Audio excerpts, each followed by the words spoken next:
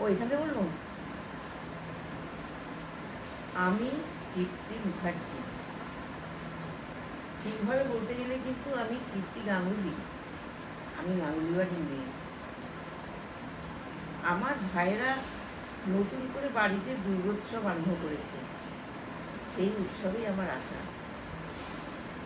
এই পুজো আমার বহুদিনের, ছোট আমি তখন ছোট, সেই থেকেই আমরা তখন হুগলির বাড়িতে থাকতাম, সেই সময় এই পুজো আমাদের শুরু হয়। এই পুজো আমাদের বাংলাদেশ থেকে এদেশে এসেছে। বাংলাদেশ ভাগ হয়ে যাবার পর এই পুজো প্রথম আসে কলকাতায়, ওই যে স্কুলের নামটা কি,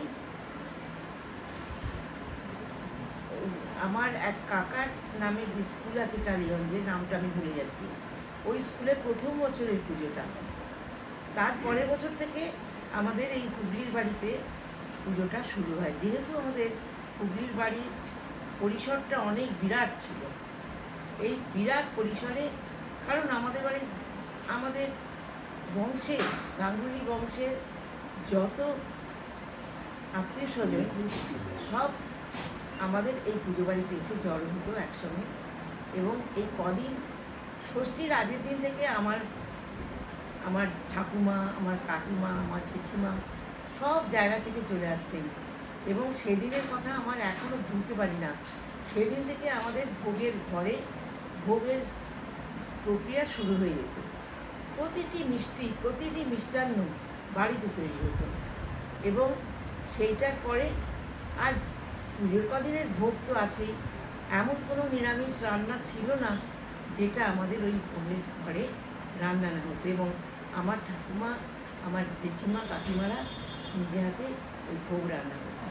সেদিনের স্মৃতি মনে পড়লে আমাদের যেন আর কিছুই ভালো লাগে না।